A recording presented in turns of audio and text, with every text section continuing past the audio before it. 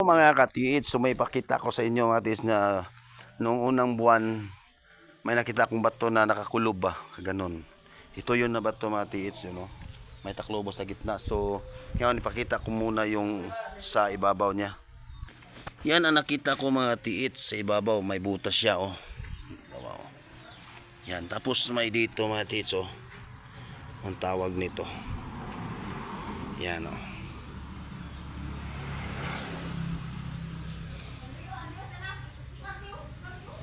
Ayan.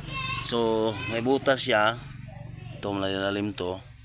Butas siya. So, ngayon, ipakita natin sa ilalim. Pero ito, mga tiis, tipo nakuha ko yan. Dito, una. Ito yung una. Yan ang una, mga tiis, oh. Yan, may mga hole, oh. Hole. Nakataob to siya, nakataob. Nakataob to yan, mga tiis, nakataob. Yan, nakaganon yan. Ganon.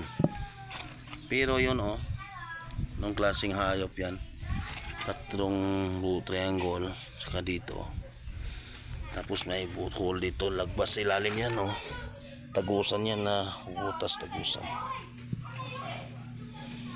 yan, tapos may ano dito, diba? So ngayon ino natin dito sa ilalim, yan ang sa ilalim mga tiits.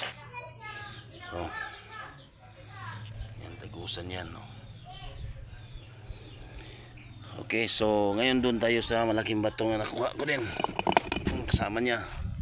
Ayan, ipon dyan, siya may una, sa gilid siya, tapat siya, tapos sa ilalim may nakita akong taklobo, nilinisan ko kasi ngayon. Yan, oh, hole. Actually mga tiits is ano to, may natakip na bato dito, or bato ba, ganon, may ganon na bato dyan. Tapos lang gusto ko dalhin dito, ganon ligid-ligid ko, nagulong ko, natanggal yung takip. So nilinisan ko, ito yung nabungad ko. Yan is mga taklobo yan mga tiis, buong taklobo na maliit. Tapos nakanganga siya, konti, no? Ano kaya yan mga tiits? Taklobo nasa loob ng bato. Yan, dito may cover to, eh. Tapos ginulong ko, nakuha yung bato. Ito yung postura niya. Yan, postura ng bato. Yan, nandito. Parang kung ganun tayo, is parang heart yan. Yan, parang heart yan talaga yan. Nakataob yan, ha. Isilalim to. Ano kaya ibig sabihin nito mga tiits? So dito sa bahay namin is may malaking deposito doon. So maraming deposito kasi kampo dyan noon sa tapat, kampo ng mga Japanese Army. Saka dito, so may history din, nakuhaan din doon ng isang box sa tapat namin. Tsaka sa may old tatabay, nakuhaan din. So ngayon, ito isa sa tapat ng atabay sa gilid ng bahay. Ito yun, oh.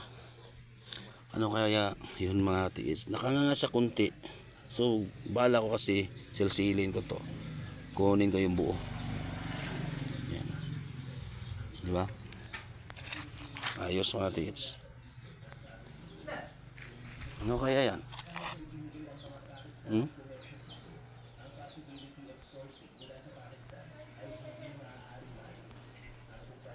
Taklobo yan, eh. Hindi ko nagamali, taklobo yan. So kunin ko yan mamaya mga tiis, pakita ko, i-video ko pagkuha ko yan para makita nyo kung ano yan. Okay, so God bless you mga tiis and more power. So medyo malapit na yung summer, balik na naman tayo sa operasyon natin mga tiis. So ingat lagi.